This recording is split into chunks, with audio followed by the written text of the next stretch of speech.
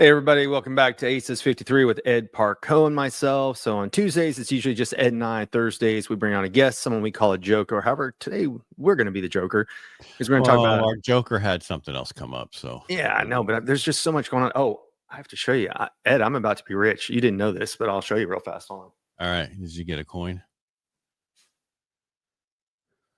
Where'd you go? Am I rich now? I got it in the mail. Am I done? Is that it? Is that all I do? Yeah, but Cossum run the numbers. The guy made a lot of money. Oh yeah, because that's in that. So the people are in the actual that paid $24,000. There was like a 321 of them. Yeah, not counting everything else. So 321. That was what that has post times 24,000. That's 77 million right there, isn't it? Sure, why not? Yep. That's exactly on my do not disturb. That is exactly what that is. Not a bad. He made 100 million. So what the book is, he just made 100 million. How do you do it? Well, he did that whole, and I know we don't want to make it because everybody else is talking about him, but it was funny because it showed up. I ordered the book before they did the launch because I'm like, I've liked his other two books, so I'll go ahead and buy one. So I still got some of the bonuses that came with it, but it was interesting that he did do it differently this time, that he just kept going, kind of like what's the guy's name, Jason Flanagan. Yeah, where he just kind of kept going with it, and then he had a follow up the next day and follow up the next day. So anyway, that arrived yesterday, and it made me laugh. I'm like, I'm gonna do a post about it. I'm gonna be rich now. Well, I mean, it's only if you use certain things, right? But it was interesting because that's all people did was post this whole week about him, and he's got the last book he did. He gave away a bunch of free courses, and I don't think anybody really went through it. No, I mean, how many people jumped on the school bandwagon and then aren't doing anything with it? Right. Well, that's why I think he lowered it to $9 a month. Well, and you don't have to now. There's communities in high level, so that you don't have to go to a third party, and that's something I've just struggled with. Every group I've ever joined that's got a challenge or anything, they give me another freaking app. So is it in Circle? Is it in Mighty? Is it in whatever? And I get it because everybody wants to own where you're going. But it's so hard to keep up with what class is where. Is it Kajabi? Is it on Lightspeed? Is it on Circle? Is it on Mighty Apps? Is it on High Level? It just, is it on School? It's just everywhere. Wow. Yeah, I don't know. What are you going to do? Yeah. Well, I think you just have to pick one, but you got to figure out what's the easiest transition for your audience to get there. Right. Yeah, it used to be Facebook groups, and now nobody's really doing Facebook groups. Well, the people are still doing Facebook groups because they haven't been hurt yet, but only the people who are not using Facebook are the ones who got hurt. Yeah. Lost out on the groups, and then they finally realize they got to take this off and build them up somewhere else. But I mean, you sent me that one thing yesterday about the script, how it can take your PDF and turn it into a video, basically a PowerPoint video, and then put sound. And I did, was it Tuesday? Did I show you what I didn't show it on here. I showed it on one of my other things was suno.com is where you can create songs. And like I did themes for our grumpy old men thing I'm doing with that showrunner AI. Right. And it's just freaking amazing what you can do. People's creativity is about to go through the roof with what is possible now, that if they'll take time to learn the skills. Looking at the evolution of it all, it started with, okay, well, people got on YouTube, started singing, doing whatever. That's how some people were found. I think like Justin Bieber and other people were found on YouTube. Now we're going to see what people's TV shows gets picked up, what people, you name it. It's going to be very, very interesting to see what is coming in the near future, and will mainstream television, Netflix, all these go away because people start watching individual people's content. I think we talked about this before. Bill Walsh, I went to one of his events like 4 or 5 months ago, and he talked about the future is everyone will have their own TV channel, and it'll be whether you're interviewing people on podcasts like what you and I do, or is it going to be like Showrunner where you just create your own cartoons, and are you going to be the modern day South Park? That was just two creators who started making up shows about pretty much everything. I know, but that's much harder. You actually have to have people who actually do all the generating of that stuff and, write everything. Now you have AI that will do whatever your prompt is and create it for you. And it's really amazing because I can see how things are going to change. what I'm looking at is, okay, can we, instead of us, at what point do we change from who we are and it's our characters Right. doing it? And will people still watch? Your avatars and everything else. I don't know. That's a good question. I mean, it is a question, but Well, I think as more and more software, social media, everything goes to, hey, have your avatar, have the cartoon picture of you, don't have the real picture of you. It's slowly migrating that way. And then, the whole big trend last year was faceless videos on YouTube. That's how you're going to be rich, and that's what everybody went all in on, was just these faceless videos showing pictures, whatever. And there's people who get a large amount of money. What's really interesting with having a kid is I get it's no different than watching adults play football on television, but she is obsessed with watching other kids play video games. So yeah, my son did it just to figure out certain things, you know. Yeah. Like, she'll go in and watch somebody else play one of her favorite video games so that she can figure out how to play it better. And she'll watch it for extended periods of time. Somebody will go in and play for 20 minutes and she'll watch everything they do, which is just fascinating to me. Why is that fascinating? We would watch our friends, like, growing up, play like Street Fighter or whatever, basic, and I see what power moves do they have. But these people are exploring entire things, and she'll just watch one person play a video, then she'll watch another one, and then she'll go and play it later on. So it's almost like studying up for it. But that's all you're seeing is the person's point of view. You're not really, they'll sometimes have a little thumbnail of their face and who they are, but a lot of times they don't. They're just watching somebody else play. So I do think we will see a point where, to your question, our avatars can be enough. Yeah. Because people aren't used to face-to-face communication. Like we're talking about, I just did a post on LinkedIn yesterday where it was about, they're eliminating entry-level jobs. And so LinkedIn said the number one soft skill that everyone needs, or the number one skill everybody needs to have, is soft skills. And then there was another, the World Economic Forum, I think, said that is the number one trend that everybody needs to work on. So it was, the World Economic Forum said emotional intelligence is the top skill of the future.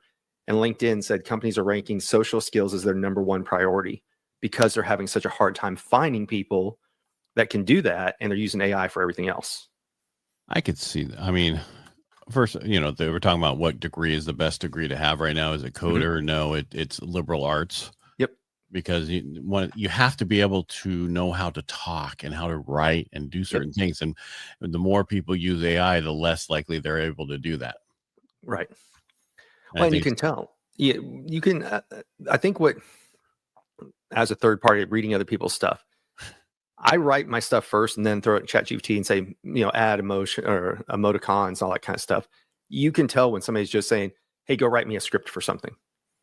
And I do think people will lose audiences for that. So somebody was building a following and now they're going, I'm just going to have AI write it for me. It's not going to be in your tone of voice. I still think the people who will get ahead long-term will write up something, then throw it into AI and say, make it better, versus just go create it for me and do it for me. If people read your comments. If you're just doing photos of something, not necessarily needed. Right, but you got to be able to write. I mean, you can't just copy and paste other people's stuff. I mean, I write certain months and then I go in there and I have it cleaned up. Yep. Actually, I actually talk. I don't even write it now. Oh, do you? Yeah, I talk with my ChatGPT, or if I'm texting anymore, it takes me too long to type. I usually put it in Apple Notes first, then copy it over to chat and then copy it back over. That way I have the notes long-term I can hold on to. Yeah, but I don't. I have all the chats. Why do I need to worry about more notes? I have so many chats. I have no idea where stuff is. Now I have to ask it, search my chats for this.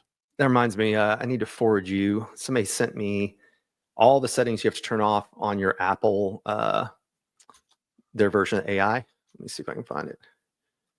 Who sent that to me? I think Tiffany sent that one to me. Yeah, it was pretty interesting. All the things that you have to go back and reset on your phone that they turned on. So yeah, it's all the AI settings. So let me go here and forward this one to you.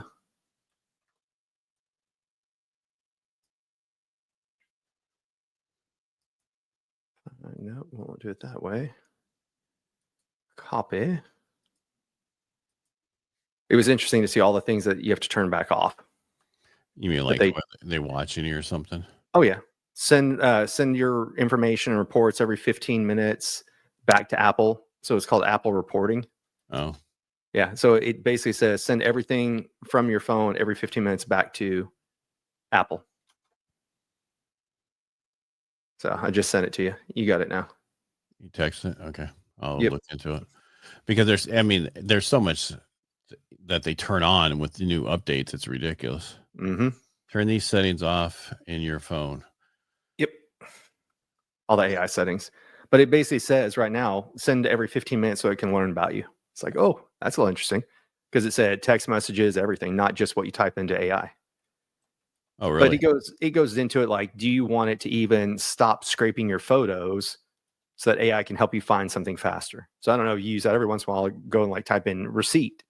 And that way it goes through and finds all the pictures of receipts that AI is going and looking at. I know we kind of got sidetracked, but made me think about what we're talking about. I've never done that. Yeah. Yeah. I don't have any of that stuff. Search my phone. No, I'm saying when you go into photos, there's a little magnifying glass. Instead of typing in a date or a location, you can say like receipt, and it'll find everything that is a receipt in your pictures. Yeah, I don't really search my photos. See, I do. I was trying to remember, where am I? What was I doing? Yes, I don't really care where I'm at. No, it's just different. It's however you do things differently. I might need, so most of my stuff's on here. So and it's all in certain folders or certain things. Sure. But then I added my Google Doc folder to the desktop to my Apple. And of course, all of a sudden it started moving over all my pictures and videos. And all of a sudden now I'm at 109 gigabytes and I'm outside of my thing. It's like, so I had to stop it. Right. And I got to go back and delete everything. And it's like, God, I knew I should have left it separately. Yeah. I thought about doing that with Dropbox too, but it's just such a pain. We did, I think a month ago, I spoke at a tax firm, and we hired a third-party videographer to come in. The guy gave us 250 gigs worth of video recordings. I was like, okay, but I had to go buy an external drive for it just to make it work. But yeah, it's like our firewalk. We use a bunch of my cameras and we recorded everything, and I have it on the sticks, and it's like, okay, now I got to get somebody to go through, grab some stuff or do this. And so it's easier just to pay somebody to be there and take all these pictures than have them edit stuff for you instead of you doing it yourself. Mm-hmm. Yeah, because even like with what I've been with my new podcast thing with the pods and everything, it's like it's still a challenge to get it. Okay, well, we did this, but why didn't you put it in the folders like it's stated to do here? You know what I mean? It's just like, come on, people. Yeah, the checklists and SOPs aren't always watched or looked at, or they finish something and it comes back and you're like, okay, but you missed this, this, and this. Why didn't you do those? Oh, because I'm in a hurry. It's like dealing with your kids. Yeah. Well, that's what happens, right? Yeah, that's exactly what happens. What else we got? Oh, so I was going to ask you're talking about courses. Yeah, that was before we started. Do you just do a PowerPoint and record it in PowerPoint, or what do you do?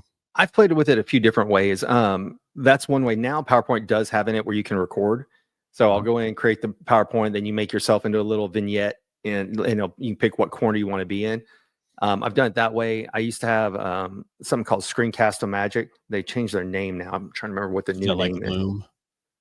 No, but there are a lot of people who record to Loom. Really? A lot of people said it's easier, and unlike YouTube where it tries to send you to somebody else's channel at the end if you don't set it up right, Loom keeps you on your own Loom channel. So Jim Edwards, the guy that worked with Russell Brunson, always known for book writing and everything else, he's a huge Loom person. Well, I'm using it a lot now to talk to what I need done, right? When they send it back to me, all right, now change instead, because I used to just use ChatGPT and say, okay, on this page, change this, and this. Now I have Loom. I can record what I'm looking at and like the mouse around and say, here's where you need to move this to here, take this, do this. And it was so much easier. And so my question is now, if you use it, so what you would do is just have your PowerPoint and go through your PowerPoint and then save that. So the question is, are those downloaded as MP3s, or how are those saved so that you could put them up on your course? So it just depends on where you do it. The one I was looking at, I'll put it in a banner here. That's what I went to go look at, was Screencast. Oh, that's weird. Change how banners look. Okay. So we'll go here. Edit this one. This was the company that I used before, screenpal.com.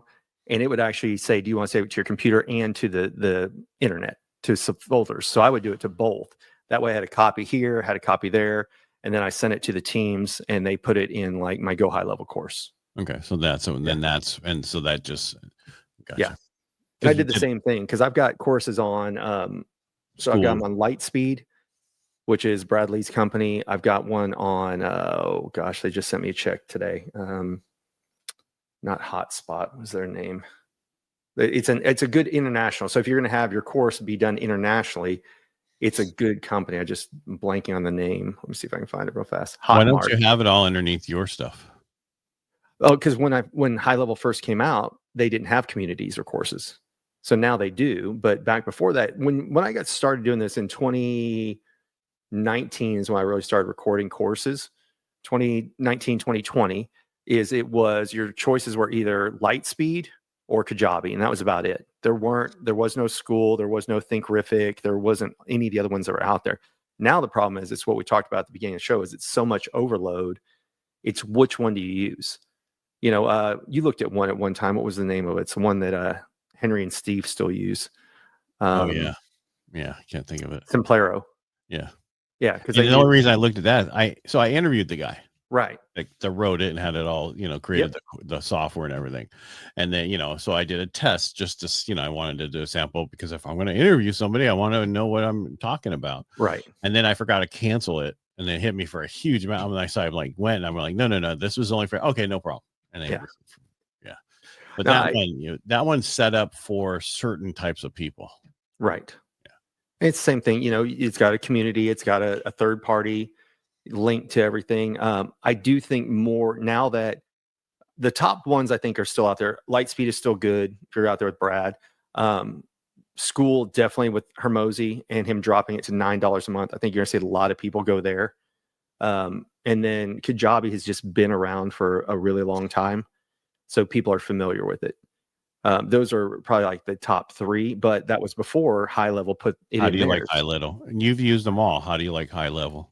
I like High Level because it's easy. To move somebody within your CRM, right? So they reach out, they do an email. After they do an email, let's say they sign up for a course, you're just moving them around all in one platform. I'm not having to leave High Level to go to another third-party platform. And High Level already integrates in with Stripe and other software features as well. So you have somebody who applies, and then you move them into. So what we're talking about is your opportunity tabs, right? Correct? And then so that pipeline, you move them to the next thing, and then it's automated to where it does this, and this, and then when you move it to that tab. Yeah. So I may pop it up here in a second, but you can go in and there's a memberships that's there. Then you can have client portals that they can join it. You can send course. You can upload. Well, here, I'll just show you real fast. Let me go here.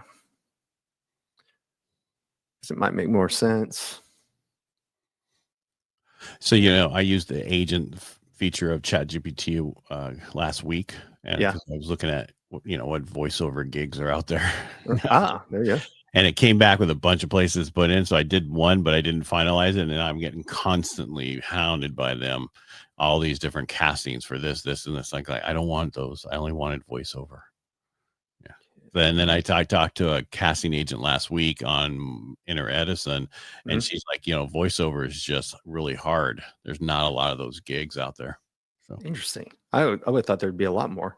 So you can see, like, here's my client portal. So members.subtleskills. You can go in, you can drop in your courses. So you can go your dashboard here. And you say, okay, how many courses do I have? How much money in the last 30 days? You can create community. So do you want group community? What they also did after we were in it, so like you can see there's the community group here, 7 new members who've been added.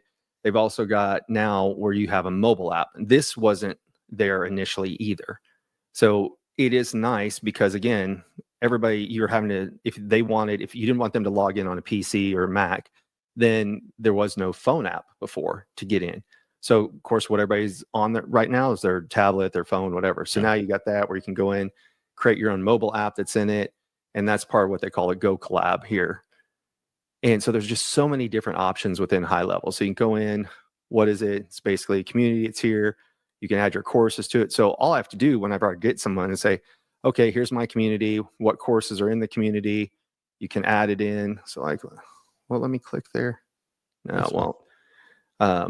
So I can go back here. Courses. So you can like click in, and then you can just basically see where your information is located. So what are the courses? What do you have set up? What are the learning options that are in it? Here's the face reading course.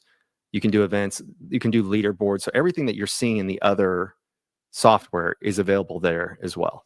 Gotcha. Yeah. So going back to your whole thing, well, obviously I want to be able to go from my dashboard and never have to leave this. Right. And now that there's communities and there's everything else that's available, you just come in here on the left, go memberships, and you can create one. Super simple to create. And then you can go from your opportunity tab to move them down the road. Correct. All in one platform. Instead of the way it's set up right now is somebody signs up, like I had to go create under Lightspeed, create a whole course, upload everything there, would send somebody from my website to Lightspeed. They would run a Stripe transaction. But the nice thing was they handled everything for you: users, hosting, hardware, everything. And that was very rare back when I first started doing courses. And then Hotmart was more for international audiences because a lot of companies couldn't take payments in other currencies. So, but Stripe does now. Yeah, Stripe does now. Yeah. But they could not in 2022. So in 5 years, it's been leaps and bounds on what's available. I mean, just like we're talking about. We're not in 27. Oh, no, I started in 2020. I know, but you said 2022. Oh, sorry. I meant 2020 also, but not the number 2022. But yeah, back then there was very few choices. Now you've got Circle, you've got School, Kajabi, Mighty Apps, Simplero, Lightspeed. I think Russell Brunson has one too, but I can't remember the name of it. I don't know. I don't know. We're at that point to finalize my course, and I just want to make the easiest way to do it. Sure. And I have people who can do the high level stuff, get it all going for me, the memberships, all that stuff. Because with our Helping the Brave, the Veterans Benefit Company, I just had them create all the opportunity tabs, all the automations, all the different stuff instead of trying to figure it out. And then they came back and go, what about this, and this? And it's like, okay. And then I put it in my thing and had it come up, and here you go. Here's your this, and this. This is what you need. Nice. Yeah. One of the days is just have to walk us through it all so they can see everything, because you always talk about the pod like it's some mythical, magical thing. It is a mythical thing. Right. But it'd be cool if you show them everything they put together. No. Because what's nice is you have a whole, your everything you've ever done in there and all the different things that they've done. So, yeah. And right now I got to upload. I think I talked a couple of days ago about this. My stuff that was in Calendly, that was the older contacts for Helping the Brave podcast, Inner Edison podcast. I have those. I got to have them upload those into the system so that those things are in there. Yeah. Well, and like you said, it's nice that Calendly kept that since it didn't transfer over, right? Well, I almost can't. Well, because I didn't know how to do it at that time, because it was not. They'd have to go through my email to do it. Yeah. That was a big one when I went over transferring from, and I know this is kind of jumping out of subjects, but I used to have, who did I have before? Not StreamYard. It was a third-party one that would do the emailing for me at MailChimp. But sometimes the automations would break and I'd have no idea. So people were signing up, giving me their information, and they were never getting the email from me. And I didn't know it. I'd go in and it'd be like, oh, it stopped on this day. I'm like, well, shouldn't there be an alert or something? And I'm not seeing that same problem with High Level. And the nice thing about High Level too is they're spacing out whenever they send out my emails, that they're not all going out at one time. So it's not ruining your domain reputation at the same time. And that was something that initially, it just back a few years ago, like we're talking about when I got started, that wasn't really thought about that way. So if you used a third party one, like I had MailChimp, it just emailed everybody right then and there. And that would hurt your domain if people didn't open things in a timely fashion, or if you had bad, outdated emails. That was one of the things when I transferred over. I think I had an email list that was like 4,100 when I transferred over. And then when High Level has a feature in there that you can check it, is it still a good domain or not? And it ended up being like 2,700 numbers. So it was a little defeating at first to know that almost a third of what was there wasn't legit. Oh, really? Yeah. So I'm sorry. no, just got to keep building, right? Dude, I'm tired of being busy. I mean, Yeah. I like it, but it's like even now I had to reply back to something. I'm you right now. Yep, I know you're distracted. It's okay. It's just payback days. Is that what it is? Yeah. Anyway, anything else you want to cover today? I know you got to get going for another call. No. I just wanted to see where you're at with things, and the big thing is, of course, because people keep hounding me for mine, and it's nice to be hounded for it. But it's just, as you do something new, just like, for other people for podcasting and how to do it, it's so easy. Uh-oh, what happened to my camera? I don't know. You just froze. All right, we'll call it. It's my camera. All right. I'll go ahead and take you out and remove. Well, everybody, thank you once again for joining Ed Parcaut and myself, even though you can't see him anymore. But we are ACES53 here on Tuesdays and Thursdays at 10 a.m. Pacific, noon Central. If you want to be one of our jokers or you recommend someone that would be a good joker, let us know. Reach out to Ed or myself. And other than that, thank you for joining us today. Ed, thank you for being here, even though he's not here anymore. And we will see you guys next week. Bye.